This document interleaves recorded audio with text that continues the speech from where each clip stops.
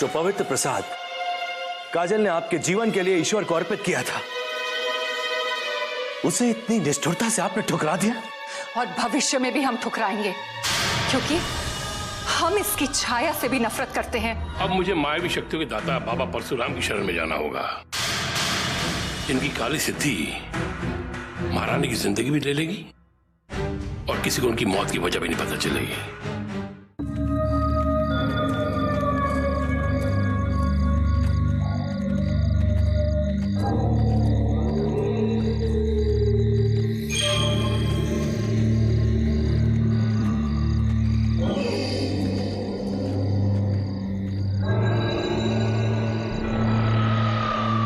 दूर दूर तक राजकुमारी तो क्या, उनके पश्चिम भी दिखाई नहीं दे रहे। सैनिकों, अवश्य राजकुमारी किसी अन्य दिशा की ओर निकल गई। हमें इसी दिशा की ओर चलना चाहिए, क्योंकि आगे का मार्ग शुगर की ओर जाता है। मगर आगे का जंगल भयानक और मायावी शक्तियों में बदल जाएगा। लाखा, हम अनेक प्रकार की भूल भलाइयों में फंस सकते हैं, इसलिए हमें सोच समझकर आगे निकलना होगा। चलो।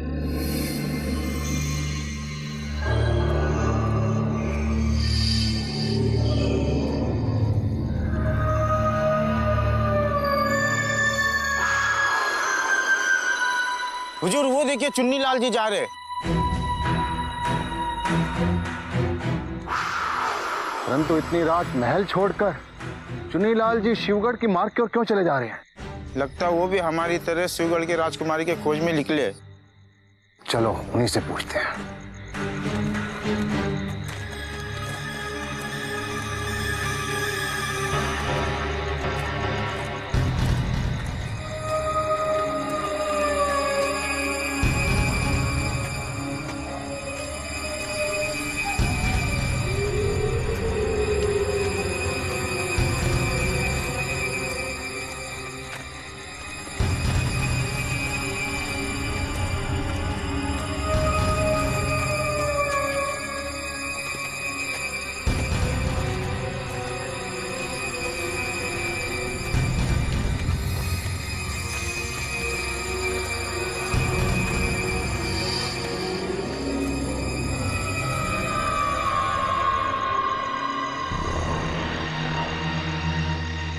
देखते ही देखते चुन्नीलाल जी अचानक कहां लुप्त हो गए। अवश्य में आए भी जंगल ने उन्हें भी निगल लिया होगा। लगता हम भी गलत दिशा की ओर चल रहे हुजूर। इस भूल-भुलैया में फंस गए। हमें यहाँ से तुरंत अपना मार्ग बदल लेना चाहिए। ठीक कह रहे हो तुम। इससे पहले कि हम पर कोई मायावी शक्ति का असर हो, हमें ये मार्ग बदल देना चाहिए। चलो।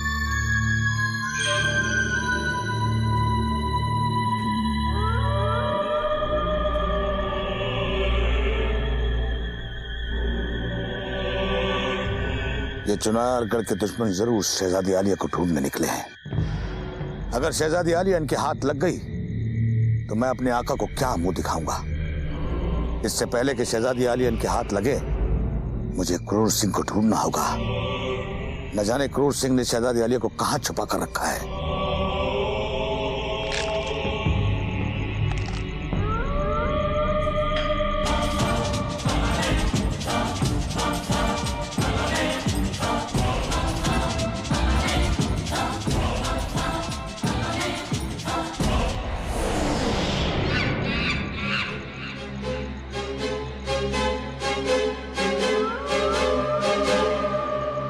ये क्रूर सिंह अपने दोनों यारों के साथ शिवगढ़ न जाकर उल्टे रास्ते पर क्या कर रहा है।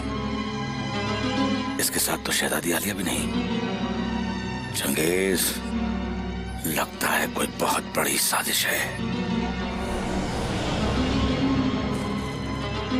हुजूर, राजकुमारी किशोरी अब हमारे कब्जे में है। हमें चंगेज खान को उन्हें वापस नहीं करना चाहिए। कहीं दूर और ले जाकर छुपा देना चाहिए। और कितनी दूर निकलेंगे नाजिम? क्या दुश्मन की सरहद पर कदम रखना चाहते हो? अहमद ठीक कह रहा है नाजिम। राजकुमारी किशोरी को हमने जहाँ छुपा दिया है, उससे आगे बढ़ना ठीक नहीं है। मगर हुजूर, चंगेज खान कभी भी यहाँ आकर राजकुमारी को हमसे छीन सकता है। और ये एक बार अगर राजकुमारी उस दरिंदे के हाथ लग गई, फिर तो हमारे हाथ कुछ भी नहीं आएगा।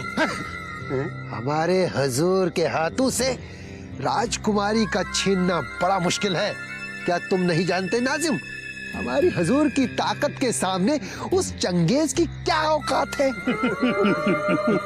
बात तो तुम बिल्कुल ठीक कह रहे हो अहमद, परंतु इस समय महायोद्धा क्रूर सिंह के पास लड़ाई झगड़े के लिए समय नहीं है। इसलिए कोई ऐसी युक्ति निकालो कि सांप भी मर जाए और लाठी भी ना टूटे। अरे मिल गई हुजूर, वो तरकीब मिल गई। जैसे ही हमारा चंगेज खान से सामना होगा, हम धोखे से मार डालेंगे और राजकुमारी को लेकर महाराज के पास पहुंच जाएंगे। इस तरकीब में बहुत ही दम है हुजूर, बहुत ही दम है। जिस तरह हमने तारा सिंह को मौत के घाट उतार दिया था, वैसे ही हम अचानक चंगेज खान पर हमला करके उसे भी मौत के घाट उतार देंगे, क्योंकि सारे शिवगढ़ में चंगेज खान ही हमारा सबसे बड़ा कांटा है। नहीं नहीं नहीं नहीं, ना ना ना, तारा सिंह और चंगेज खान में बहुत बड़ा अंतर है अहमद नाजिम। अंतर? वो इसलिए कि तारा सिंह शत्रुराज का एक अय्यार था और चंगेज खान सोमनाथ का वफादार गुलाम है। यदि हमारा भेद खुल गया तो सोमनाथ हमारा सबसे बड़ा शत्रु बन जाएगा। इसीलिए बल से नहीं, छल से काम लेना होगा और चंगेज खान को मूर्ख बनाकर राजकुमारी किशोरी को किसी भी प्रकार अपने कब्जे में रखना होगा, समझे? वो कैसे हुजूर? बहुत ही सरल है। यदि चंगेज खान से इस जंगल में हमारी भेंट हो जाती है तो हम उसे ये कहकर मूर्ख बना देंगे कि राजकुमारी किशोरी हमें धोखा देकर कहीं भाग गई। अब बताओ कैसी योजना है हमारी? मान गए ना? देखा हम कितने बुद्धिमान हैं। अब तुम दोनों यहीं रुककर चंगेज खान पर अपनी दृष्टि जमाए रखो। हम ये देख कर आते हैं कि राजकुमारी किशोरी को हमने जहाँ छुपाया है वहाँ उसे किसी प्रकार का कोई कष्ट तो नहीं? नहीं। जाइए। हम चलते हैं।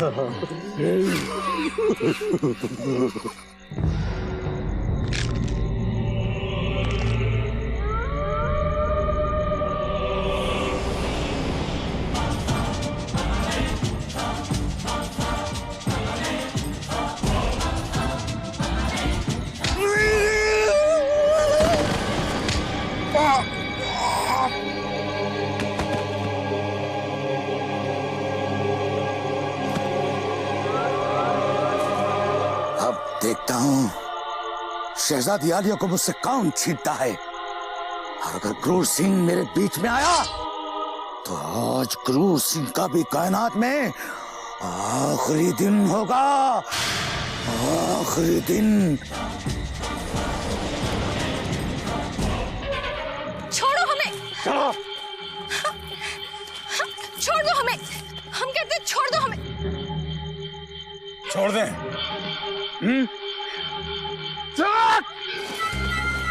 लो, छोड़ दिया। विजयगढ़ भागना चाहती हो ना? जाओ, भागो भागो।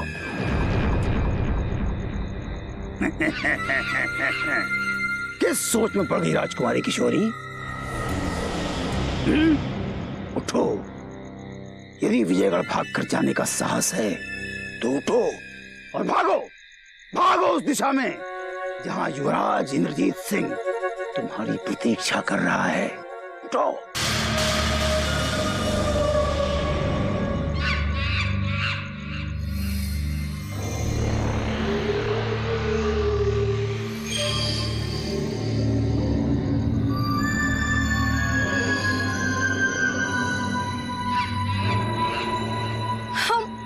विजयगढ़ जाने की दिशा भूल चुके हैं। क्या तुम हमें बताओ कि विजयगढ़ का मार्ग? राजकुमारी किशोरी, जिस विजयगढ़ का मार्ग अवरुद्ध करने के लिए हम यहाँ इस भयानक जंगल में आए हुए हैं, तुमने सोच भी कैसे लिया कि उसी विजयगढ़ जाने के लिए हम तुम्हारा मार्गदर्शन करेंगे? मूर्ख राजकुमारी! क्रूर सिंह! खामोश! लगाम दो जुबान को। नीची आवाज में बात करो, नीची आवाज में बात करो राजकुमारी किशोरी। इस जंगल में तुम्हारे पिताश्री का राज्य नहीं बल्कि क्रूर सिंह का राज चलता है। और हम तुम्हें अंतिम चेतावनी देते हैं। यदि तुम्हारे इन कोमल अथरों से हमारे लिए एक भी अपमान सूचक शब्द निकला तो हम तुम्हें अपनी क्रूरता झेलने पर मजबूर कर देंगे।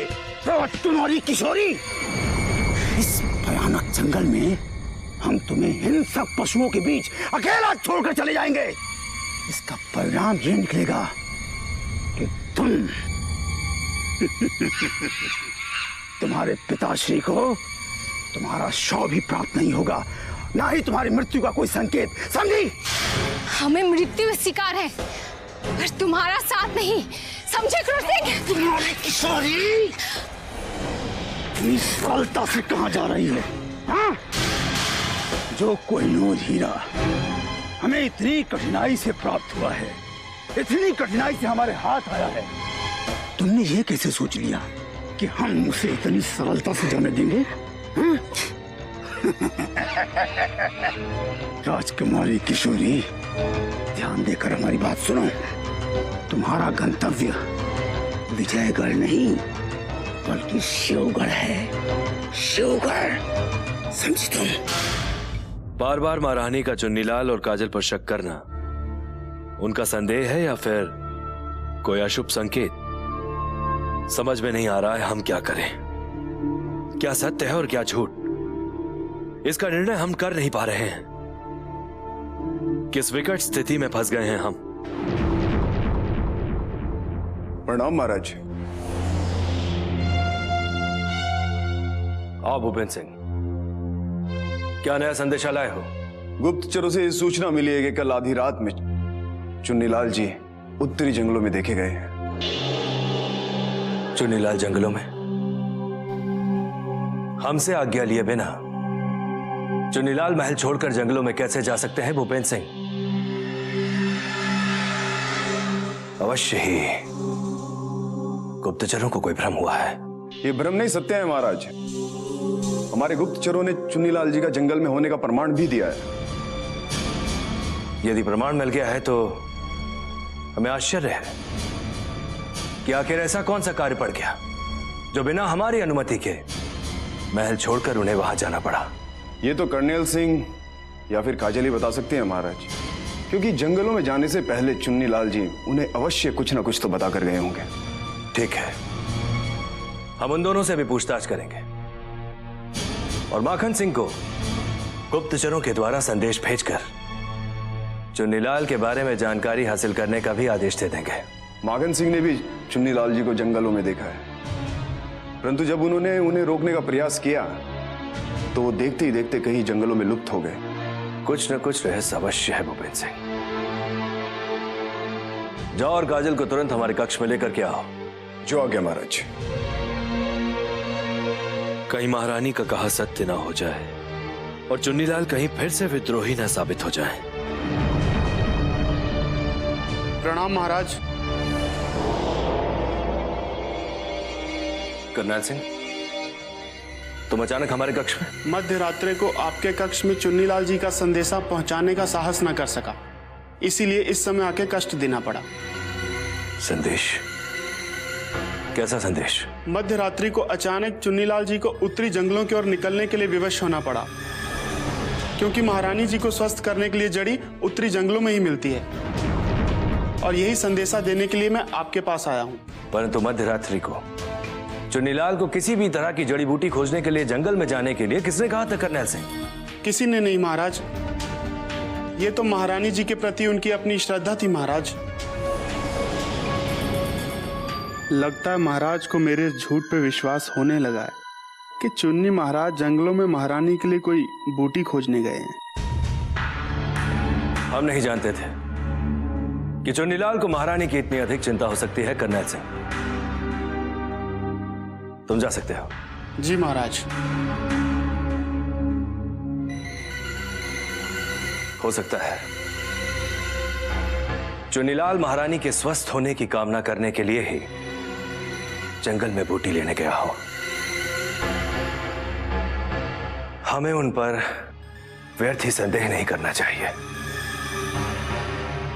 प्रणाम महाराज। आओ काजल। अच्छा हुआ आपने मुझे याद किया। मैं आपसे ये कहने आने ही वाली थी कि कल रात ही मैंने चुन्नीलाल जी को माँ काली के मंदिर में विशेष पूजा के लिए भेजा है। माँ काली की पूजा के लिए? इसमें इतना आश्चर्य की क्या बात है महाराज? महारानी जी का कष्ट मुझसे देखा नहीं गया, इसलिए मैंने माँ काली को प्रसन्न करने का निर्णय लिया और इसीलिए मैंने चुन्नीलाल जी को रातों ही रात माँ काली के मंदिर में जाने को विवश किया। तो तुम ये कहना चाहती हो कि चुन्नीलाल उत्तरी जंगलों में माँ काली के मंदिर में गए हैं? जी महाराज, यदि वश में होता तो मैं स्वयं जाती, किंतु महारानी दीदी को इस हालत में मैं अकेला नहीं छोड़ सकती। अब आप चिंता मत कीजिए महाराज, देखना माँ काली अति शीघ्र ही कोई चमत्कार करेंगी और महारानी दीदी को कुछ नहीं होगा। ये क्या माजरा है? महल से चुन्नीलाल के जाने के विषय में काजल और कर्नल अलग अलग कहानी क्यों कर रहे हैं? अवश्य कोई षड्यंत्र है। क्या हुआ महाराज? आप अचानक इतने चिंतित क्यों हो गए? महारानी दीदी को कुछ नहीं होगा। जब तुम्हारी जैसी बहन की दुआएं बड़ी बहन के साथ हो तो फिर महारानी का क्या बिगड़ सकता है? परंतु फिर भी हम उनसे मिलकर एक बार अपनी आंखों से देखना चाहते हैं कि उनका स्वास्थ्य कैसा है।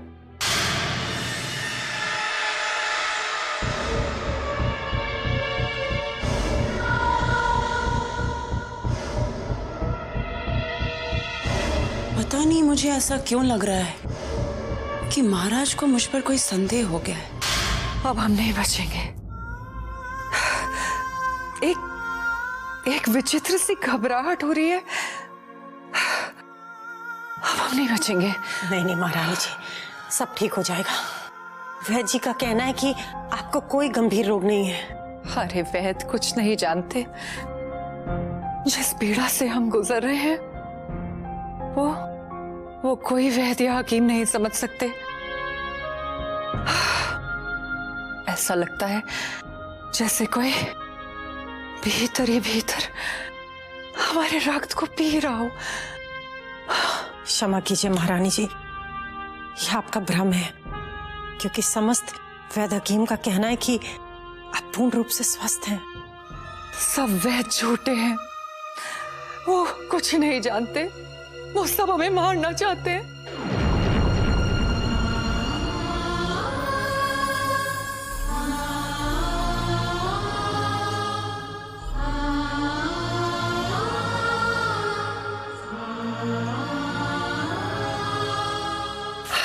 महारानी जी, सब ठीक हो जाएगा।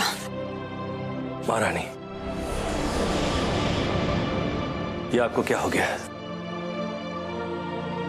चंद्र के समान चमकने वाले इस मुख पर अचानक ही अमावस के काले बादल कैसे छा गए? कारण आप जानते हैं। बस और कुछ मत पूछिए। बस इतना ही सुन लीजिए कि हम कभी भी इस संसार से विदा ले सकते हैं। महारानी, आप चिंता मत करें।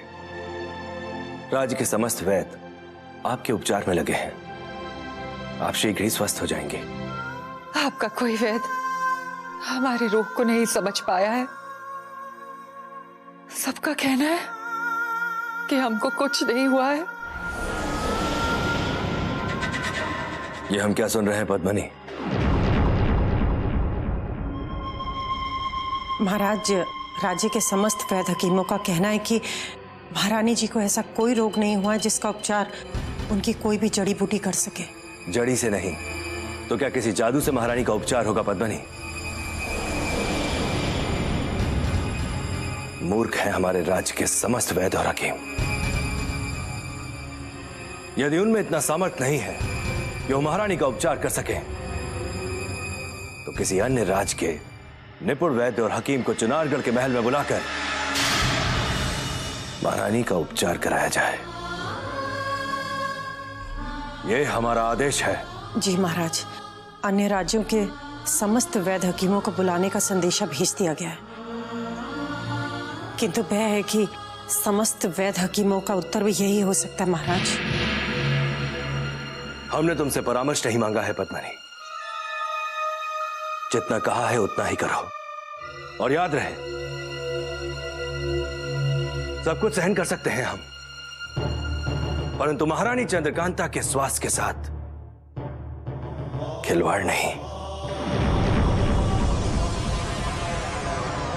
यदि दुष्ट काजल को इस महल से धक्के मारकर निकाल दिया जाए तो महारानी बिना किसी उपचार के ही स्वस्थ हो जाएंगी, इसका मुझे पूरा विश्वास है। महाराज से तुम्हें ये कहने की क्या आवश्यकता थी कि चुन्नीलाल महारानी के लिए जंगल में कोई जड़ी बूटी ढूंढने गया? क्या वो कोई वैद्य हकीम है कि उसे जड़ी बूटियों की कोई समझ होगी? मैंने तो ये बहाना इसलिए बनाया था कि चुन्नीलाल के जाने के विषय में महाराज वीरेंद्र सिंह तुमसे कोई पूछताछ न कर सके। कर्नल, तुम स्वयं को जितना चतुर समझते हो उतने तुम हो नहीं। तुम्हारा ये झूठ न जाने महाराज के मन में हमारे प्रति कितनी शंकाएं पैदा कर रहा होगा। परंतु ये झूठ मैंने हम सबके भले के लिए कहा।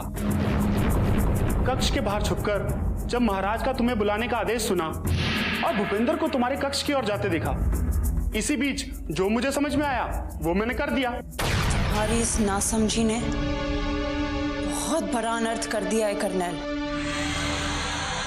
जिसका तुम्हें कुछ भी अंदाजा नहीं है।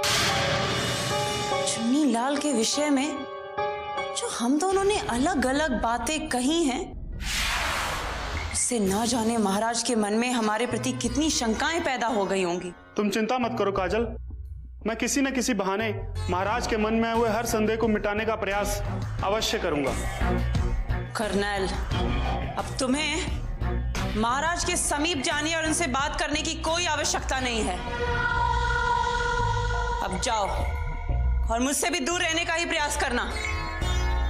यदि हम दोनों को महाराज के किसी गुप्तचर ने साथ साथ देख लिया तो हमारी सारी योजना ध्वस्त हो जाएगी। रानी चंद्रकांता हमसे हारी हुई बाजी जीत जाएगी। पद्मिनी, पद्मिनी, अरे कोई है? पद्मिनी। जी महारानी जी, देखिए ना, मैं आपके बिल्कुल समीप हूँ। अरे कहाँ चली गई थी तुम हमें छोड़कर? हमें बहुत भय लग रहा है पद्मिनी, बहुत भय। किस बात का भय महारानी जी? देखिए ना, हम सब हैं आपके साथ, सब ठीक हो जाएगा। झूठे दिलासे दे रही हो तुम। हमें हमारी मृत्यु निकट दिख रही है पद्मिनी। हमें हमें हमारे युवराजों से मिलना है। महारानी जी, इस स्थिति में विजयगढ़ की यात्रा संभव नहीं है। जैसे ही आप स्वस्थ हो जाएंगी, महाराज स्वयं आपको युवराजों के पास ले जाएंगे। नहीं, हमें इसी समय अपने युवराजों से मिलना है। यदि उनसे मिले बगैर हमारी मृत्यु हो गई तो हमें शांति नहीं मिलेगी। पद्मिनी, कैसे भी करके हमें हमारे युवराजों से मिला दो। हमें हमारे युवराजों से मिला दो, हम तुम्हारा उपकार कभी नहीं भूलेंगे।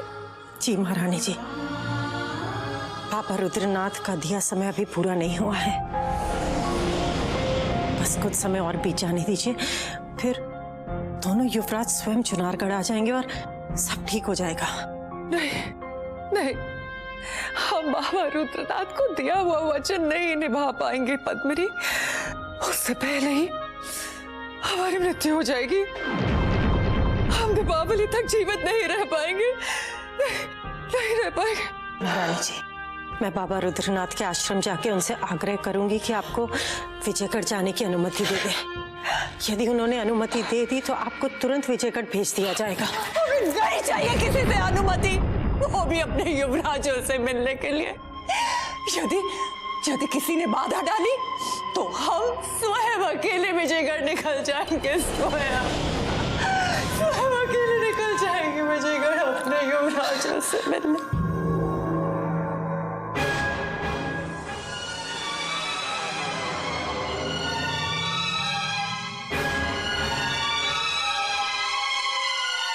हम आपसे कुछ कहना चाहते हैं। जो तुम्हें कहना था तुम कह चुके, और जो हमें सुनना था हम सुन चुके। हम पुरानी बातों को दोहराने नहीं आए हैं, हम उस कपटी का घिनौना रूप बताने आए हैं जिसे हम और आप नानाश्री की तरह प्यार करते रहे और नानाश्री की तरह सम्मान देते रहे। कहीं तुम मानसिंह जी की बात तो नहीं कर रहे? क्या कहना चाहते हो तुम? यही कि जो वो दिखते हैं वो है नहीं। हाँ, हम बचपन से ही आंख बंद करके उन पर भरोसा करते रहे, किंतु वो हमारे पीठ पर खंजर भोंकते रहे। वो स्वामी भक्त नहीं बल्कि एक विश्वासघाती है। क्या कह रहे हो तुम? जिन पर तुम विश्वासघाती होने का आरोप लगा रहे हो वो हमारे सबसे विश्वासपात्र व्यक्ति हैं। तुम्हें किसने बहका दिया आनंद कि मानसिंह जी हमारे पीठ में छुरा भोंकना चाहते? ये हमने स्वयं देखा है, किसी गुप्त स्थान पर शत्रु से मिलते हुए। तुम क्या कह रहे हो? हम कुछ नहीं समझ पा रहे। बस इतना समझ लीजिए भैया कि मानसिंह जी हमारे गुप्त शत्रु है। वो आस्तीन में छुपे हुए सांप है जिन्हें हम देख नहीं सके। हम जिसे इतना सम्मान देते रहे, हमने खुद ने अपनी आंखों से उसे किसी अपरिचित शत्रु के हाथों अपमानित होते हुए देखा है। हमारे राज्य में मानसिंह जी का अपमान करने का साहस किसी व्यक्ति में नहीं। फिर वो अपरिचित कौन था जिसने मानसिंह जी का अपमान किया, और क्यों? ये तो सिर्फ अब मानसिंह जी बता सकते हैं, क्योंकि जब हमने उनसे पूछा तो वो झूठ का सहारा लेने लगे। कहने लगे कि वो अज्ञात व्यक्ति उनका बड़ा भाई है। यदि ये सत्य है तो हमें भी अब संदेह होने लगा है। और वैसे भी नानाश्री की मृत्यु के पश्चात ये महल जैसा अभिशप्त हो गया है। कौन मित्र है और कौन शत्रु ये पहचानना कठिन हो गया है। हम अभी मानसिंह जी के पास जाएंगे और पूछेंगे कि वो अपरिचित कौन था और उसने उन्हें क्यों अपमानित किया। आओ चलो हमारे साथ।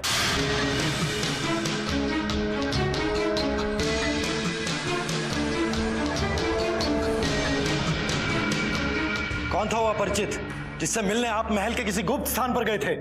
इसका उत्तर तुम युवराज आनंद को पहले ही दे चुके हैं कि वो हमारे बड़े भाई थे। वो अपरिचित आपका बड़ा भाई हो ही नहीं सकता। आप अवश्य हमसे कुछ छुपा रहे हैं। हमने आपसे कुछ नहीं छुपाया युवराज। ईश्वर ही जानता है कि हम आपके हित के सिवा और कुछ नहीं चाहते। ये सब आपका दिखावा है मानसिंह जी। आपके मन में न जाने कितना छल कपट छिपा हुआ है जो धीरे धीरे बाहर आ रहे हैं। हमने सदैव आपको नानाश्री के समान समझा और उतना ही सम्मान दिया जितना हम नानाश्री को दिया करते थे। और आपने हमारे साथ ही धोखा किया, हमारे खिलाफ ही विष उगला। क्यों मानसिंह जी, क्यों? यदि आपको ऐसा लगता है कि हमने आपसे झूठ बोला है, आपका हमने अहित चाहा है, आपका विश्वास तोड़ा है, तो उठाइए तलवार और काट दीजिए इस विश्वासघाती का शीश। आप चाहे कितना भी ढोंग कर ले या चाहे फिर कितने भी आंसू बहा ले, परंतु अब आप ये सत्य नहीं छुपा सकते कि आप हमारे विरुद्ध हैं और हमारे खिलाफ षड्यंत्र रच रहे हैं और न जाने कितनी योजनाएं बना रहे हैं। और ये सत्य आज नहीं तो कल अवश्य ही हमारे सामने आ जाएगा। और साथ साथ सबको वो चेहरा भी नजर आ जाएगा जो ना तो आज तक चुनारगढ़ में किसी ने देखा है और ना ही विजयगढ़ में। और आप स्वयं अब उस विश्वासघात की चिता में जलेंगे जो आपने अपने लिए स्वयं तैयार की है।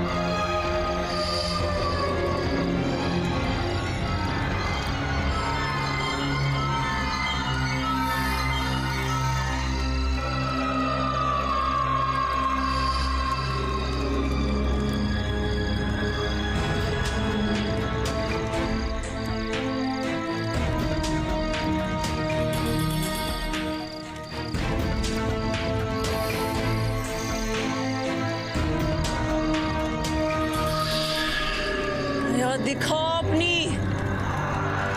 जा चंद्रकांता का अंत कर दे। कला जादू दिखा, चमत्कार कर और महल के कक्ष में ही उसका सर्वनाश कर दे। जाओ मेरी गुड़िया। चंद्रकांता सुबह का सूर्य ना देख सके और वो अपना नेत्र ना खोल सके, तुझे रक्त का भोग चढ़ेगा। जा तू सहा हो जा।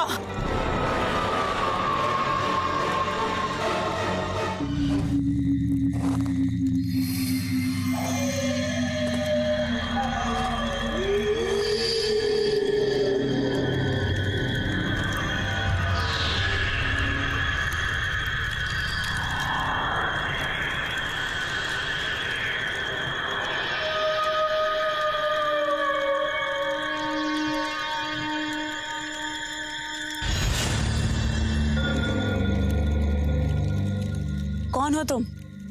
इस शमशान का रखवाला। शमशान का रखवाला? हाँ, यहाँ जलने वाली हर चिता की राख को समेटकर जल में प्रवाहित करना और दिवंगत आत्माओं के मोक्ष के लिए प्रार्थना करना, यही हमारा कार्य है। युक्ति बताओ, कौन हो तुम और इस चिता के पास क्या कर रही हो? ये मैं तुम्हें बताना आवश्यक नहीं समझती। चले जाओ यहाँ से। यहाँ तो सबको एक दिन आना है और यहाँ से मैं भला कैसे जा सकता हूँ?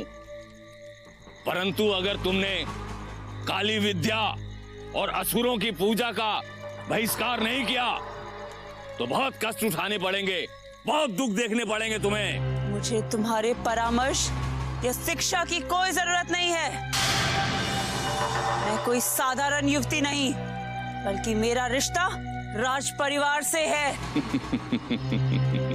राजा और रंक सबको एक दिन यहाँ पे आके जलना है, इसी चिता में, क्योंकि ये वही जगह है जहाँ कोई ना धनी होता है ना कोई निर्धन। इसीलिए अभी भी समय है। इतना अभिमान मत कर। जहाँ से आई है वहीं लौटकर चली जा वापस, नहीं तो समय से पहले ही तुम्हें भी इसी चिता में जलकर राख होना पड़ेगा, क्योंकि तू काली विद्या के द्वारा किसी का विनाश करने आई है और इस मृत आत्मा के मार्ग में विघ्न डालने आई है। विघ्न तो तुमने मेरे कार्य में डाल दिया है। यदि तुम नहीं आते तो मेरी आराधना पूर्ण हो जाती और मेरी समस्त मनोकामनाएं भी पूरी हो जाती। आज के पश्चात मुझे कभी दिखाई मत देना, वरना इस शमशान में तुम नहीं, तुम्हारे प्रेत नाचते हुए दिखाई देंगे।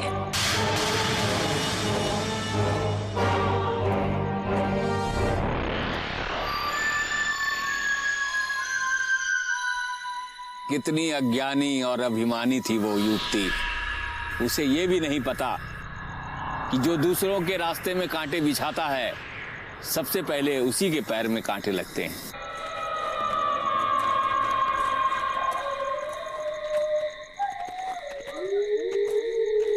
कौन हो तुम? इस शमशान का रखवाला। और तुम? हम महाराज वीरेंद्र सिंह के प्रमुख सुरक्षा रक्षक हैं। अच्छा, तो अपने सैनिक का इस शमशान में अंतिम संस्कार करने आए हो या फिर मार्ग भूल गए हो? ना तो हम अपना मार्ग भूले हैं और ना ही हमारे किसी सैनिक की मृत्यु हुई है बाबा। तो फिर यहाँ क्यों आए हो? आश्चर्य है, यहाँ आज जो भी आ रहा है कोई मुर्दा नहीं है, सब के सब जीवित आ रहे हैं। बाबा, क्या हमसे पहले भी यहाँ पर कोई आया था? क्या आपने किसी युवती को आते हुए देखा है? युवती?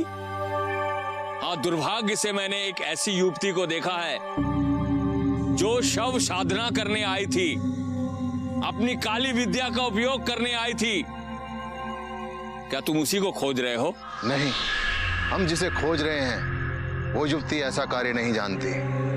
वो एक राजकुमारी है। वो युवती भी स्वयं का संबंध किसी राज परिवार से बता रही थी और दिखने में किसी राजकुमारी से कम भी न थी। कहीं शिवगढ़ की राजकुमारी कोई तंत्र साधना तो नहीं जानती? हो भी सकता है, क्योंकि हमारे युवराज उनकी एक झलक देखते ही उनके दीवाने हो गए थे। वो युवती किस दिशा की ओर गई है बाबा? यदि आप हमें बताने का कष्ट करेंगे तो हम सदैव आपके आभारी रहेंगे। वो युवती उस दिशा की ओर गई है, और अभी भी अगर शीघ्र आप इस रास्ते पे चलते जाओगे तो आपको वो तुरंत मिल जाएगी। सैनिकों, अभी शिवगढ़ की राजकुमारी अधिक दूर नहीं गई होगी। चलो चलते हैं।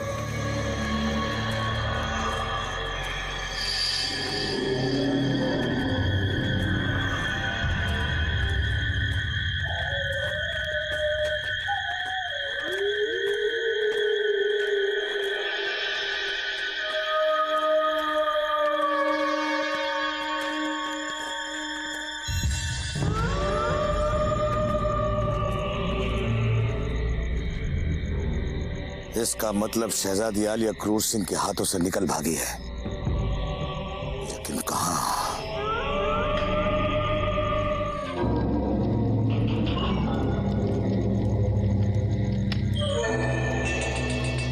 जैसा तुम्हारा नाम है, तुम उससे भी अधिक क्रूर हो क्रूर सिंह।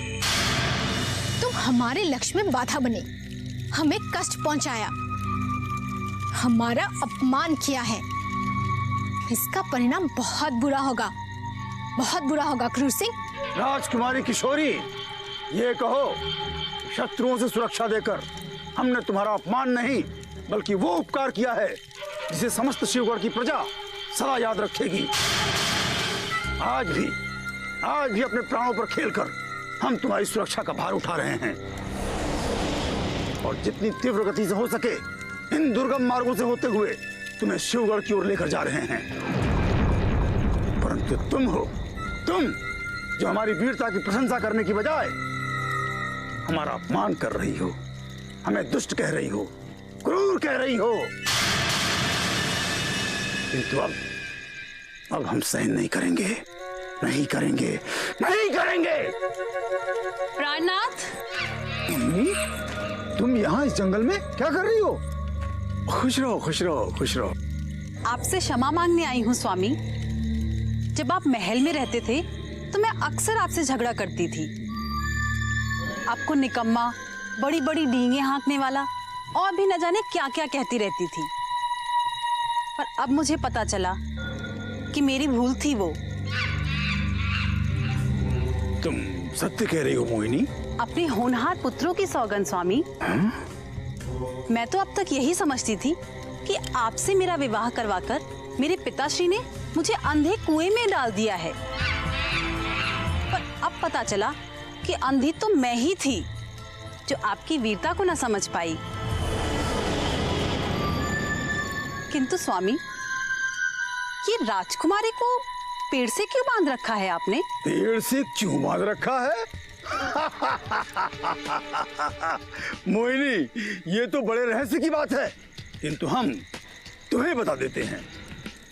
हमारी राजकुमारी किशोरी के पैरों में, इन पैरों में पंख लगे हुए हैं। हाँ, इसीलिए इसे बांधना आवश्यक हो गया था। डाकुओं के चंगुल से मुक्त होने के पश्चात बड़ी कठिनाई से ये हमारे हाथ में आई है। यदि हमने इसे बांधा नहीं होता तो अब तक तो ये उड़कर हमारे शत्रु महाराज वीरेंद्र सिंह के पुत्र युवराज इंद्रजीत सिंह के पास पहुंच गई होती। हाँ, और उसके गले में वरमाला डाल दिया होता। स्वामी, तब तो बड़ा अनर्थ हो जाता। अनर्थ नहीं, घोर अनर्थ कहो मोहिनी, घोर अनर्थ। एक तरह से कह सकती हो कि हमने महाराज शिवदत्त की डूबती हुई नैया को बचा लिया है, अन्यथा महाराज शिवदत्त किसी को अपना मुंह दिखाने के लायक नहीं रहते। इस निर्मम, कठोर और दुष्ट पुत्री के कारण। नहीं स्वामी, क्रोध त्याग दीजिए। आपके मुख पर क्रोध एकदम अच्छा नहीं लगता। अब तो आपको सदैव मुस्कुराते रहना चाहिए, क्योंकि आपने शिवगढ़ के इतिहास में रचा जाने वाला एक ऐसा कार्य किया है जिसके लिए स्वयं महाराज आपके सम्मान में एक शोभा यात्रा निकालेंगे। सच प्राणनाथ, चारों तरफ आप चर्चित होंगे। आपका पद और सम्मान और भी बढ़ेगा। आपके पास इतना धन आ जाएगा कि आप अपने लिए, स्वयं अपने लिए कई सेवक और सेविकाएं भी रख सकते हैं। और महाराज स्वयं आपसे सलाह लेंगे हर कार्य के लिए। बड़े बड़े महायोद्धा आपके आगे सिर झुकाएंगे। मोहिनी, सत्य कह रही हो तुम? सच प्राणनाथ। और क्या क्या होगा मोहिनी? बताती जाओ, बोलती जाओ। और क्या क्या होगा? हाँ? हाँ?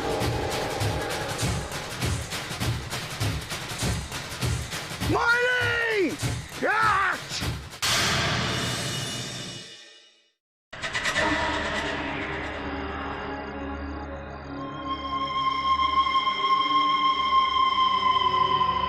काजल, मैं तुम्हारी प्रतीक्षा कर रहा था। कहाँ गई थी तुम? शमशान। तो तुम मेरी प्रतीक्षा क्यों कर रहे थे? यह बताने के लिए कि महाराज वीरेंद्र सिंह को हम सब पे संदेह हो गया है। संदेह? हम सब पर? ये क्या कह रहे हो तुम? महाराज को यह संदेह हो गया है कि हम तीनों किसी षड्यंत्र में लगे हुए हैं और उन्होंने गुप्तचरों को आदेश दिया है कि हम पर कड़ी निगरानी रखी जाए। ये सब तुम्हारी मूर्खता की वजह से हुआ है कर्नल। यदि तुम उस समय महाराज के सामने अपना मुंह नहीं खोलते तो हमें संदेह की दृष्टि से कभी नहीं देखा जाता। इसका कारण मैं नहीं बल्कि माखन सिंह है काजल, जिसने रात्रि के समय चुन्नी महाराज को जंगल की ओर जाते हुए देखा। विवाद के लिए समय नहीं है हमारे पास। अब हमें हर कदम फूंक फूंक कर उठाना पड़ेगा। और तुम महल में कभी मत आना मेरे पास। और यदि मुझे चुन्नी महाराज का कोई गुप्त संदेश तुम तक पहुंचाना हुआ तो मैं क्या करूंगा? उसे तुम तक मैं कैसे पहुंचा सकूंगा? चुन्नी लाल का गुप्त संदेश तुम उसी शमशान में लाना जहां मैं महारानी चंद्रकांता की मृत्यु के लिए टोटके कर रही हूँ, जो मैंने अपने पुरखों से सीखे। ठीक है, जो तुम कहोगी वैसा ही होगा काजल। और हाँ, शमशान के उस बूढ़े रखवाले को तुम तुरंत मौत के घाट उतार देना, जो हमारे मार्ग में रुकावट बनने का प्रयत्न कर रहा है। अब मुझे तुरंत महारानी के कक्ष में जाना होगा, क्योंकि महाराज का मन जीतने के लिए मुझे महारानी के स्वास्थ्य की चिंता का ढोंग जो करना है। महारानी जी, कुछ तो बोलिए। महारानी जी, कुछ तो बोलिए।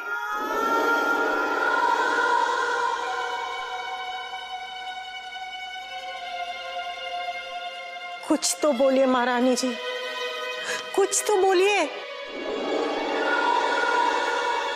अब महारानी जी की तबीयत कैसी है पद्मिनी? समस्त वैद्य हकीम जवाब दे चुके हैं। उनका कहना है कि महारानी जी को किसी जड़ी बूटी की नहीं बल्कि सिर्फ और सिर्फ प्रार्थनाओं की आवश्यकता है। किसकी नजर लग गई हमारी महारानी जी को, जो वैद्य हकीमों ने भी जवाब दे दिया? इन्हें नजर लगाने वाला तुम्हारे सिवा और हो कौन सकता है काजल? यदि इस महल पर तुम्हारी छाया नहीं पड़ी होती तो ये दिन नहीं देखना पड़ता। किंतु मैं महारानी जी के जीने की आस कभी नहीं छोड़ूंगी। और मैंने काली माता के मंदिर में जाकर जो संकल्प लिया है उसे अवश्य ही पूर्ण करूंगी। और महारानी जी के प्राण यमराज से भी छीन कर लाऊंगी। क्या संकल्प लिया तुमने? हा?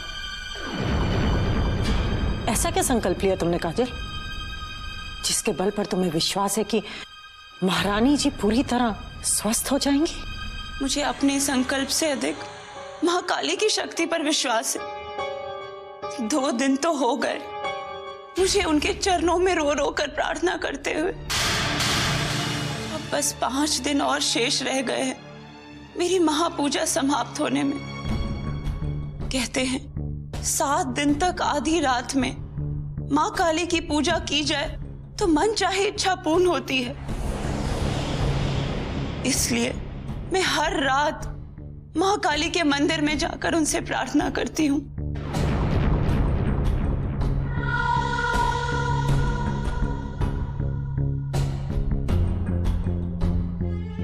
आपकी हर पीड़ा मेरी हो जाए, मेरी सब खुशियां आपको मिल जाए।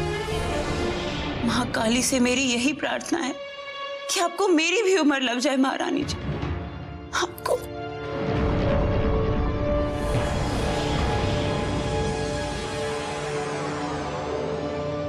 महारानी जी के लिए तुमने पूजा करने और आंसू बहाने का जो ढोंग किया है वो किसी से छुपा नहीं है काजल। हाँ।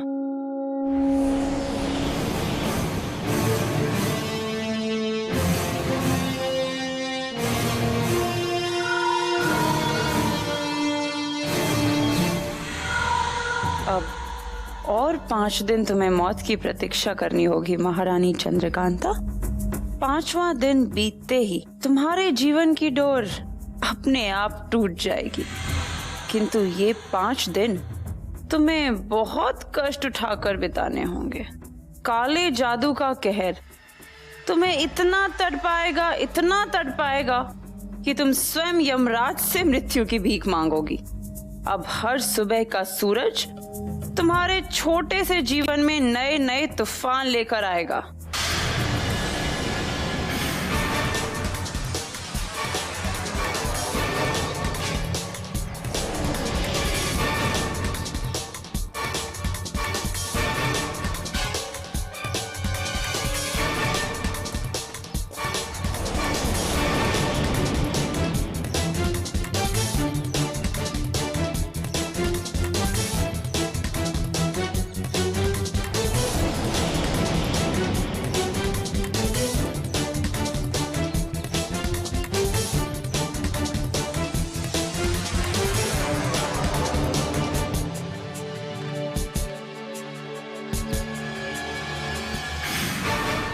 चलते चलते रुक क्यों गई मोहिनी? इसलिए क्योंकि अब आपको मुझे उस मार्ग पर ले जाना है जो मार्ग विजयगढ़ की ओर जा रहा है। परंतु तुम क्यों जाना चाहती हो विजयगढ़? ताकि आपका मिलन युवराज इंद्रजीत से हो सके। हमने कभी सोचा भी ना था कि दुष्ट क्रूर सिंह की पत्नी हमारे लिए देवी बनकर आएगी और चंडी जैसा रूप दिखाकर हमें छुड़ा कर ले जाएगी। मोहिनी तो दुष्ट है, थी और रहेगी, क्योंकि क्रूर सिंह और मोहिनी में कोई अंतर नहीं। ये क्या कह रही हो तुमने ही तो हमें अपने दुष्ट पति से छुड़ाया है, फिर स्वयं की बुराई क्यों कर रही हो तुम? वो इसलिए राजकुमारी जी क्योंकि मैं मोहिनी नहीं हूँ।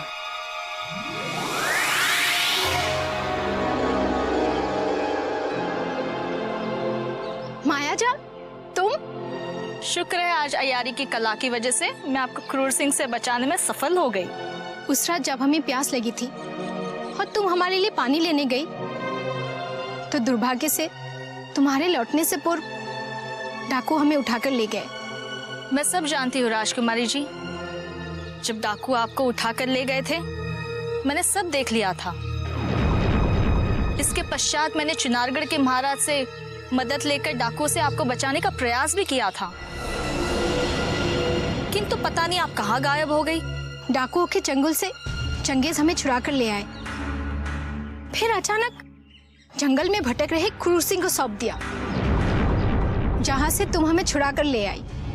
अब हमें एक क्षण गवाए बिना तुरंत यहाँ से निकल जाना चाहिए, अन्यथा शत्रु कभी भी पहुंच सकते हैं। चलिए।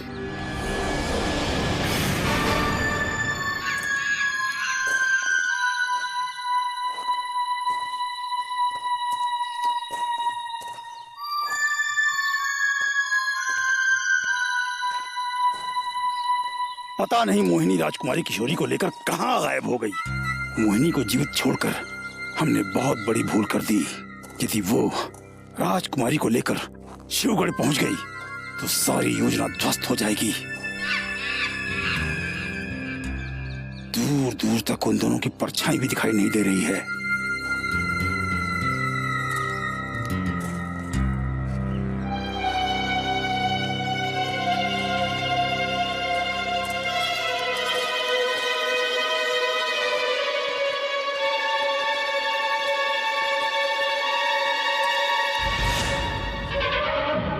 क्रूर सिंह, परंतु ये हमारी सीमा में क्या कर रहा है? ठहरो!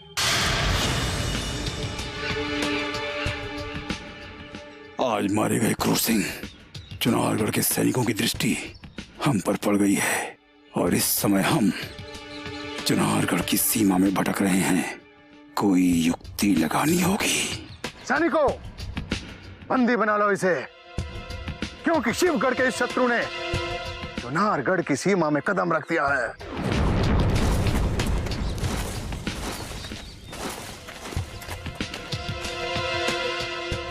माखन सिंह, यदि तुम चाहते हो कि हमें बंदी बनाकर चुनारगढ़ के कारागार में डाल दो तो बेशक हमें वहां ले चलो, परंतु हमारे यहाँ आने का सत्य जान लो। हम यहाँ चुनारगढ़ की सीमा में कोई षड्यंत्र रचने नहीं आए हैं, बल्कि अपनी खोई हुई राजकुमारी को ढूंढते हुए, भटकते हुए तुम्हारी सीमा का उल्लंघन कर बैठे हैं। उसी राजकुमारी को तो हम भी ढूंढ रहे हैं। क्या? राजकुमारी किशोरी को तुम भी ढूंढ रहे हो? अपने शत्रु राज्य की राजकुमारी को तुम ढूंढ रहे हो? परंतु क्यों? क्योंकि ये हमारे महाराज का आदेश है। वह महाराज ने शिवगढ़ की राजकुमारी को एक बार डाकुओं के चंगुल से बचाने का प्रयास किया था, परंतु अचानक राजकुमारी किशोरी कहां लुप्त हो गई, जबकि सभी डाकू बंदी बना लिए गए।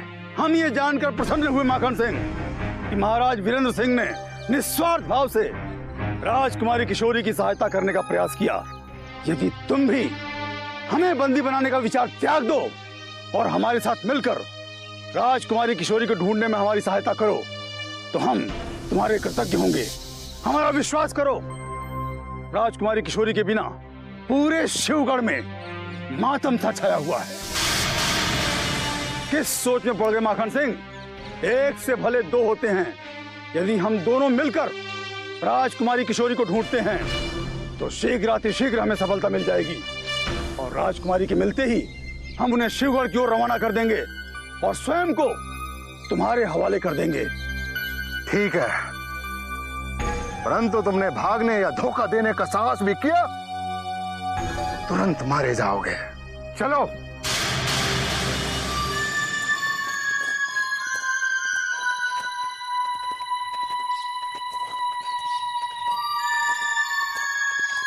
चलो।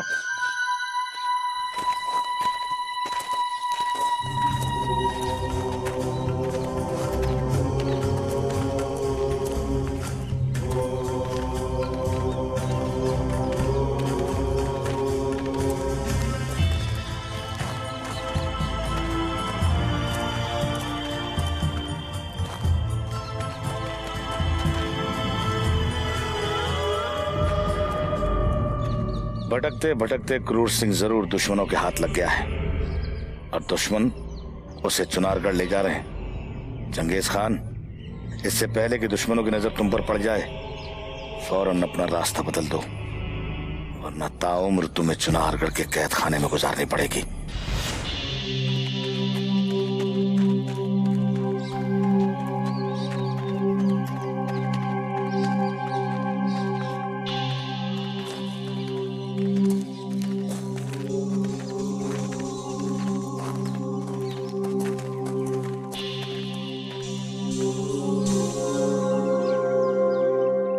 अब हमें दक्षिण दिशा में आगे बढ़ना चाहिए क्रूर सिंह, क्योंकि अन्य सब दिशाओं में हम राजकुमारी किशोरी की खोज कर चुके हैं। अब बस यही एक दिशा शेष रह गई है। आज भाग्य साथ दे रहा है क्रूर सिंह, क्योंकि दक्षिण दिशा में ही शिवगढ़ जाने का मार्ग आरंभ होता है। जहां कहीं भी अवसर मिलेगा, चुनारगढ़ के इस यमदूत की बलि चढ़ा दूंगा और इसके सारे सैनिकों को अपना गुलाम बनाकर राजकुमारी की खोज में निकल जाऊंगा। क्या सोचने लगे क्रूर सिंह? कुछ नहीं माखन सिंह, बस यही कि तुम ठीक कह रहे हो। हमें तत्काल दक्षिण दिशा की ओर प्रस्थान करना चाहिए। ठीक है, चलो।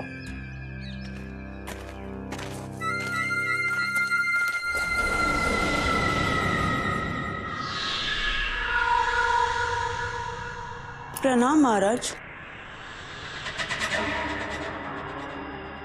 क्षमा कीजिए महाराज, बिना समय लिए ही आपके कक्ष में आ गई, किंतु महारानी जी के स्वास्थ्य की चिंता ने मुझे आपसे मिलने पर विवश कर दिया। हम कुछ समझे नहीं। महारानी दीदी को अति शीघ्र स्वस्थ देखने की इच्छा ने मुझे 500 ब्राह्मणों को भोजन कराने और माँ काली की निरंतर आराधना के लिए प्रेरित कर दिया है महाराज। इसलिए मैं आपसे ये अनुमति लेने आई हूँ कि क्या महल में मैं उन्हें बुलाकर उनके भोजन की व्यवस्था कर सकती हूँ?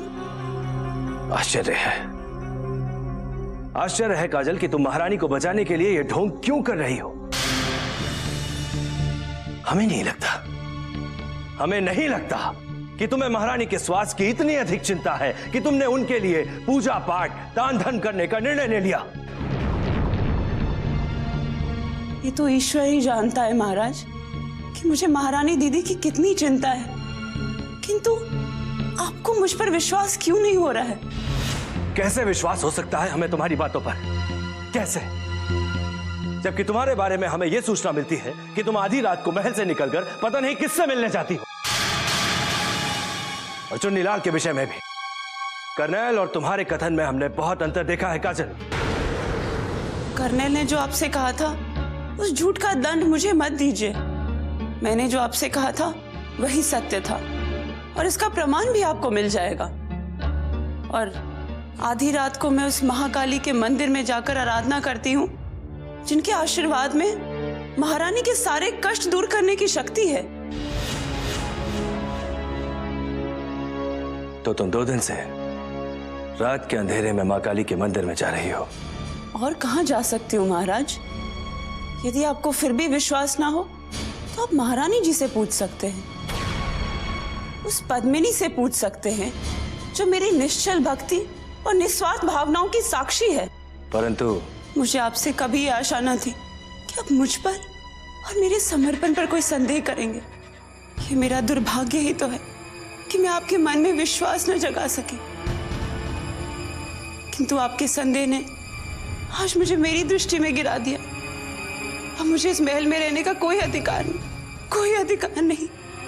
काजल,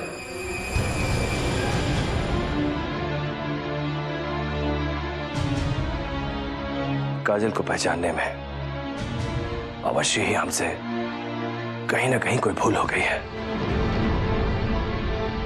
यदि महारानी और पद्मिनी काजल के इस समर्पण को जानती थी तो काजल पर संदेह करके हमने ठीक नहीं किया।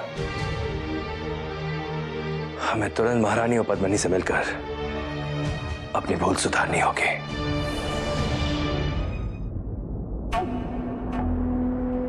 महारानी जी, दूसरे राज्य के मशहूर वैद्य से भूपेंद्र सिंह औषधि लेकर आते होंगे जिसका सेवन करते आपकी पीड़ा अवश्य कम हो जाएगी।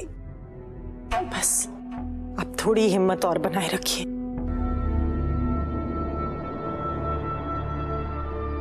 बस आप हिम्मत बनाए रखिए महारानी जी। पद्मिनी जी, वैद्यराज जी ने कहा है ये बहुत चमत्कारी बूटी है और उन्होंने निर्देश दिया है कि अगर इस जड़ी बूटी का 3 बार सेवन महारानी जी को कराया जाए तो उसके उपरांत उनके स्वास्थ्य में उत्तम सुधार हो सकता है। बहुत अच्छा किया।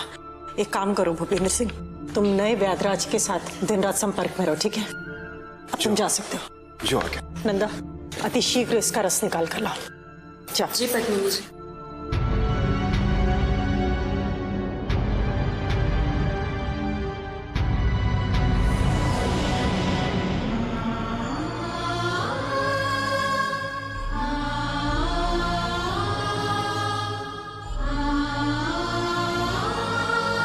महारानी अब कैसी हैं पद्मिनी?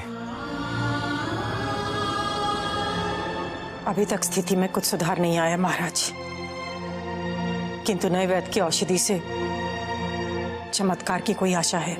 महारानी के स्वास्थ्य के साथ साथ अब हमें काजल के विचित्र व्यवहार की भी चिंता सताने लगी है पद्मिनी। काजल का कहना है कि उसने महारानी के स्वास्थ्य की कामना के लिए मां काली की कठिन आराधना शुरू कर दी है। समझ में नहीं आ रहा है कि उसके मन में महारानी के लिए सच में करना है या फिर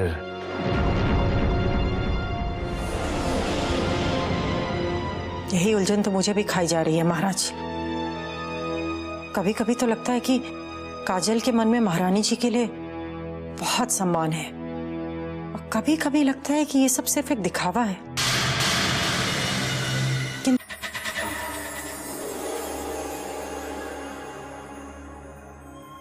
अभी तक महारानी के कक्ष से महाराज निकले क्यों नहीं? कहीं पद्मिनी या महारानी ने उन्हें मेरे विरुद्ध तो नहीं कर दिया?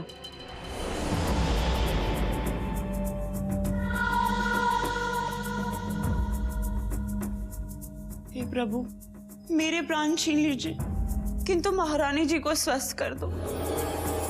किसकी नजर लग गई हमारी महारानी जी को, जो वैद्य हकीमों ने भी जवाब दे दिया है?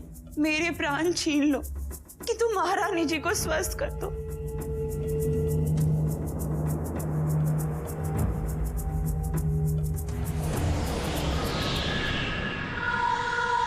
महाराज आप? हमें क्षमा कर दो काजल।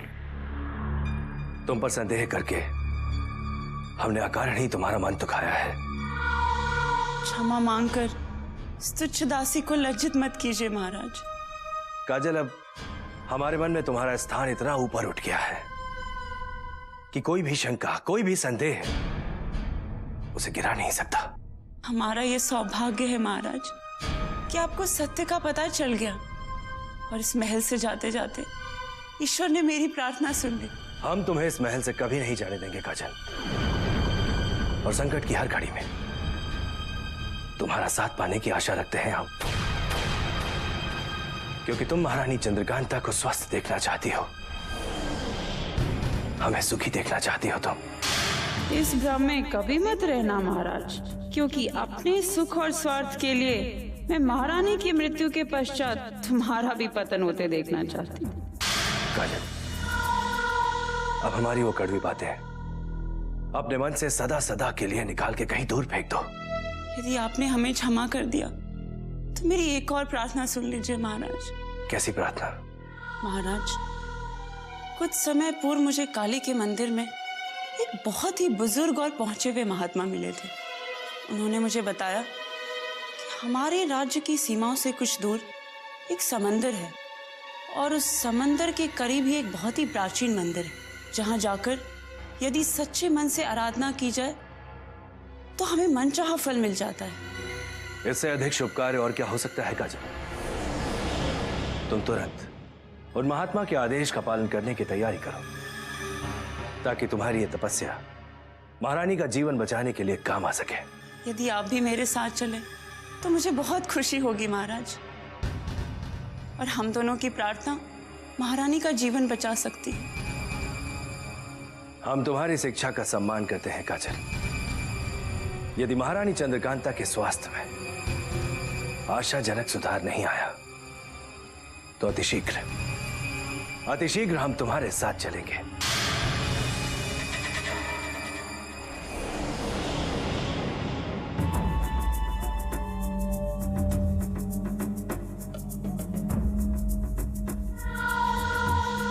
अब मैं महाराज को महल से बहुत दूर ले जाऊंगी, और जंगलों में बसे चुन्नी लाल के सिद्ध बाबा अपनी काली शक्ति के द्वारा महारानी का अंत कर देंगे।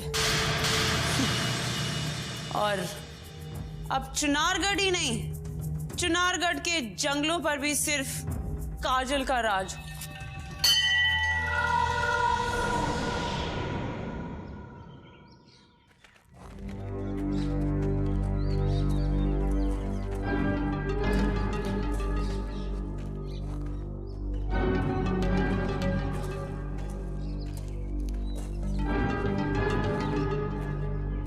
इस मार्ग पर भी राजकुमारी नहीं मिली। समझ में नहीं आ रहा कि वो कौन सी दिशा से और कहां लुप्त हो गई।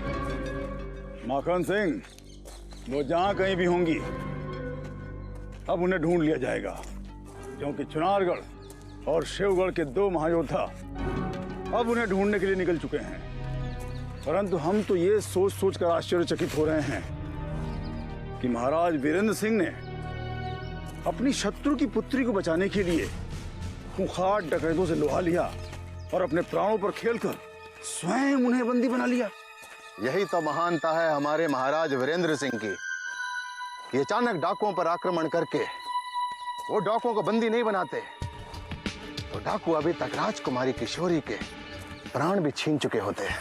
हम जानते हैं माखन सिंह, हम जानते हैं महाराज वीरेंद्र सिंह के इस उपकार को शिवगढ़ की प्रजा सदा याद रखेगी, और जब हम शिवगढ़ पहुंचकर महाराज वीरेंद्र सिंह की वीरता और महानता का बखान करेंगे तो शिवगढ़ की प्रजा उन्हें किसी देवता की तरह पूजेगी, किसी देवता की तरह। इतना विशाल हृदय तो केवल हमारे महाराज वीरेंद्र सिंह का ही हो सकता है क्रूर सिंह। उन्होंने तो हमें यहाँ तक आदेश दे दिया था कि डाकुओं के चंगुल से छूटते ही राजकुमारी किशोरी को सुरक्षा के साथ शिवगढ़ पहुंचा दिया जाए। परंतु दुर्भाग्य ये है कि डाकुओं के चंगुल से छूटते ही राजकुमारी किशोरी ना जाने कहां लुप्त हो गई। अब और कितनी दूर है विजयगढ़? न जाने कब से हम चले जा रहे हैं। हम थककर चूर हो चुके हैं मायाजाल। अपनी मन की शक्ति को कुछ देर और बनाए रखिए राजकुमारी जी। अब हम शिवगढ़ और चुनारगढ़ की सीमा के बीच पहुंच चुके हैं और विजयगढ़ अब यहाँ से अधिक दूर नहीं रह गया। हम इतना कष्ट उठाकर युवराज से मिलने तो जा रहे हैं, किंतु क्या उन्हें हमारे आने का एहसास भी है? यदि युवराज इंद्रजीत ये जान लेते कि आप इतने संकट उठाकर विजयगढ़ तक पहुंच रही है, तो महल में एक क्षण भी नहीं रुकते, तुरंत आपको लेने यहाँ आ जाते।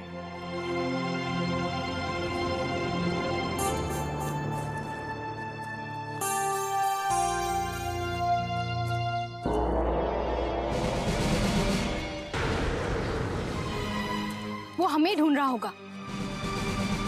तुरंत छिप जाइए राजकुमारी जी। यदि उनकी दृष्टि हम पर पड़ गई तो हम दोनों को भी बंदी बना लिया जाएगा।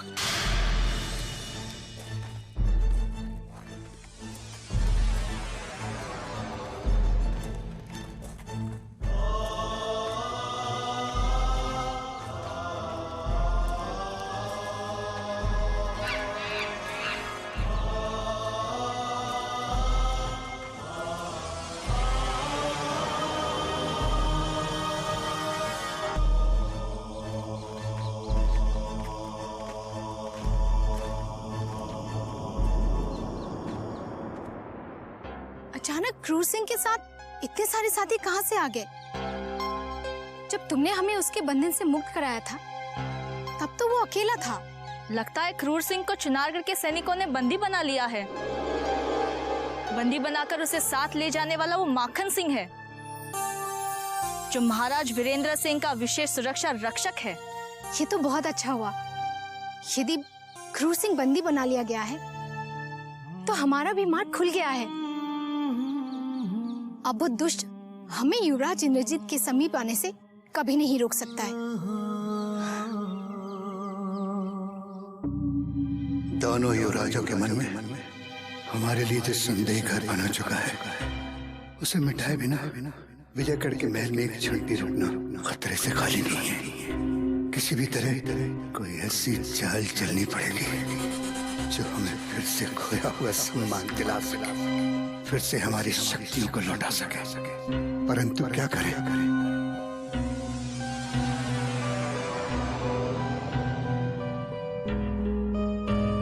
राजकुमारी किशोरी का नाम हमें अवश्य बचा सकता है। अब हमें शिवगढ़ की राजकुमारी किशोरी को ढाल बनाकर युवराज इंद्रजीत को अपने वश में करना होगा।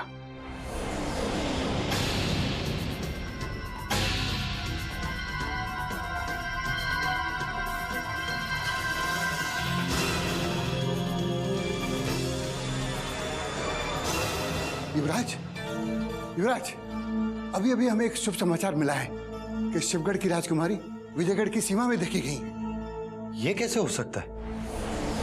राजकुमारी किशोरी हमारे राज्य की सीमा में कैसे आ सकती है? ये अभी तक पता नहीं चला है। राजकुमारी किशोरी अचानक हमारी सीमा में कैसे पहुंच गई, परंतु ये सत्य है। ये सत्य नहीं, षड्यंत्र है आपका। इनकी बातों पर विश्वास मत करना।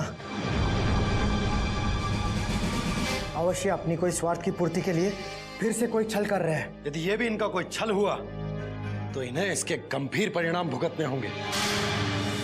विजयगढ़ की सरहद पर यदि हमें राजकुमारी किशोरी नहीं मिली तो ये हमारा वो रूप देखेंगे जो आज तक किसी ने भी नहीं देखा है। तो क्या आप इनकी बातों पर विश्वास करके शिवगढ़ की राजकुमारी को देखने सीमा पर जाएंगे? अवश्य जाएंगे, क्योंकि हम जीवित हैं तो राजकुमारी किशोरी के लिए, और हम मरेंगे तो वो भी राजकुमारी किशोरी के लिए।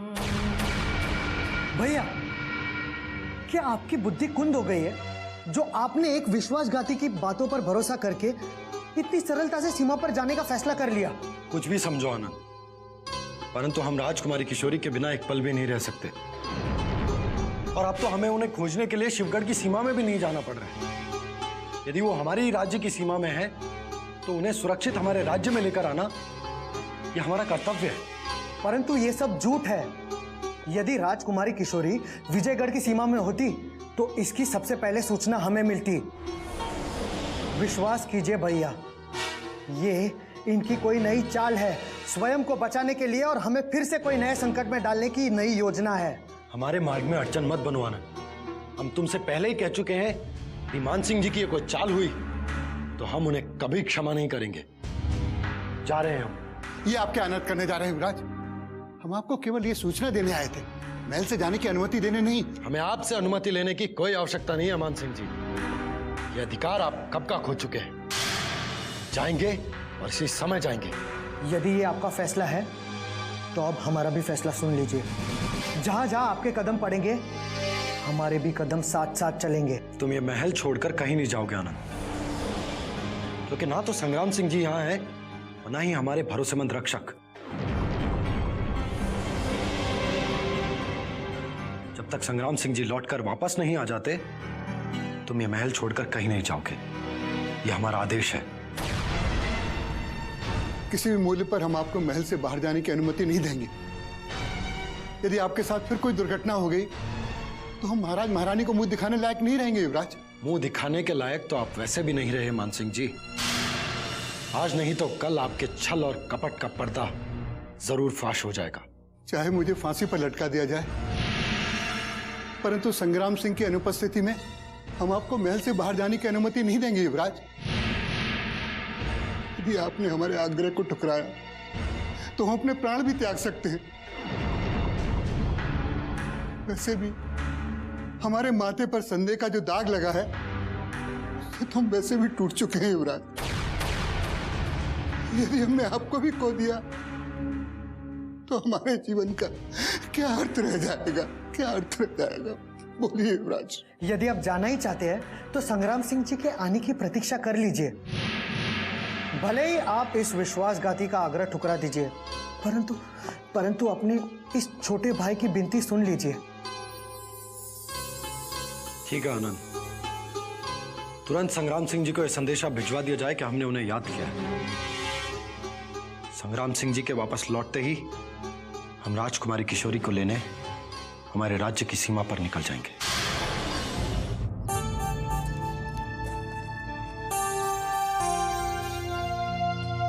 लगता है हम किसी भूल भुलैया में भटक रहे हैं मायाजाल, क्योंकि लगातार चलने के पश्चात भी हम विजयगढ़ की सीमा तक नहीं पहुंच सके और अब कभी पहुंच भी नहीं सकती।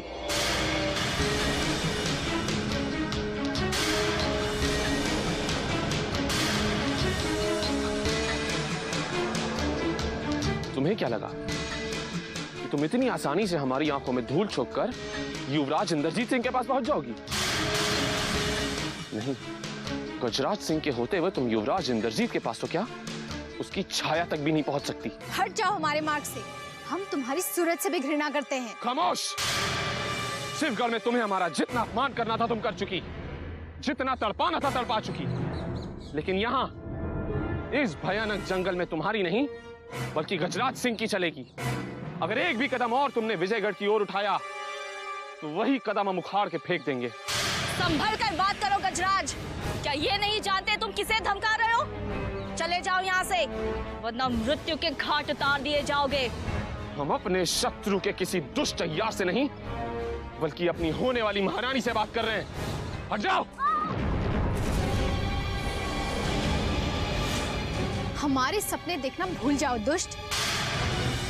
हम तुम्हें नहीं जानते और हमारा तुमसे कोई वास्ता नहीं है। क्या तुम शिवगढ़ के होने वाले महाराज गजराज सिंह को नहीं जानती?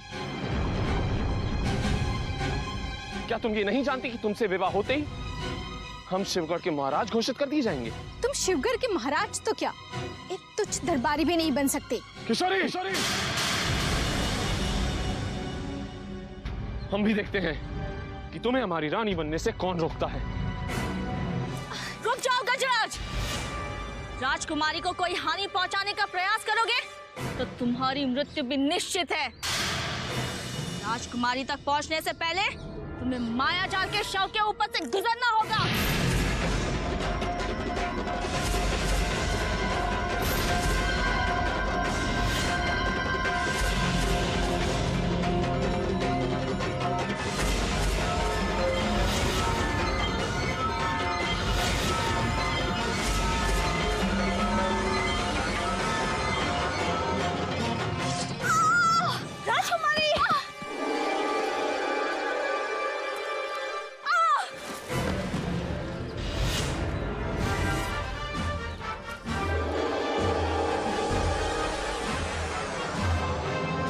राजकुमारी को बचाने के लिए क्रूर सिंह और माखन सिंह की सहायता लेना आवश्यक हो गया है।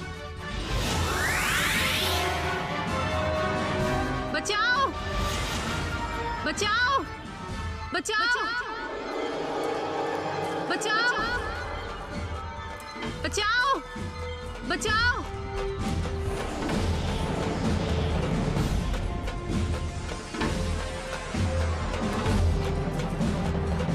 ये देखिए स्वामी, ये देखिए, दुष्ट गजराज ने राजकुमारी को मरणासन अवस्था में पहुंचा दिया है।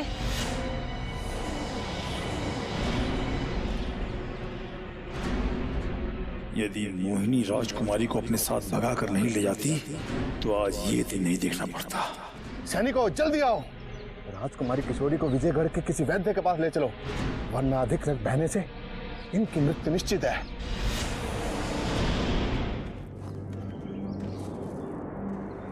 क्रूर सिंह जी। हाँ जी। वैद्यराज को बुलाया जाए। हाँ। वैद्यराज, वैद्यराज, द्वार खोलिए वैद्यराज।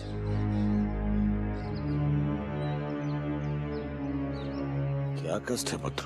हमें कष्ट नहीं है वैद्यराज जी, हमारी राजकुमारी गंभीर रूप से घायल है, मरणासन स्थिति में है।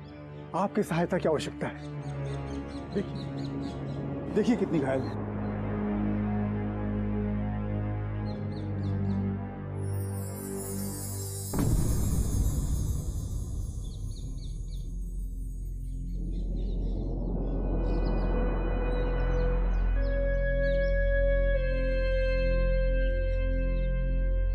रक्त बहुत बह चुका है पुत्र। अब तो जांच के पश्चात ही ज्ञात होगा कि इनका उपचार संभव है या असंभव। वैद्यराज जी, राजकुमारी जी स्वस्थ हो जाएंगी ना? हमारे हाथ में कुछ नहीं है पुत्र, किंतु प्रथम दृष्टि से देखने के बाद ये ज्ञात हुआ कि समस्या बहुत विकट है। वैद्यराज, हमारी राजकुमारी को तत्काल स्वस्थ कर दीजिए। यदि इनके प्राण बच गए तो हम आपको मुंह मांगा धन देंगे। धन से हमारा मोह हट चुका है पुत्र। अब तो केवल दीन दुखियों की सहायता करना ही हमारा धर्म कर्तव्य है। यदि ईश्वर ने चाहा तो आपकी राजकुमारी शीघ्र सकुशल हो जाएंगी। वैद्यराज जी, आप हमारे लिए ईश्वर का रूप हैं। यदि आपने राजकुमारी जी के प्राण बचा लिए तो मैं जीवन भर आपकी भक्ति करूंगी। मूर्ख स्त्री, यदि माखन सिंह हमारे समक्ष नहीं होता तो हम इसी समय तुझे नरक भेज देते, परंतु शिवगढ़ पहुंचने के पश्चात तुम्हें अवश्य सबक सिखाएंगे।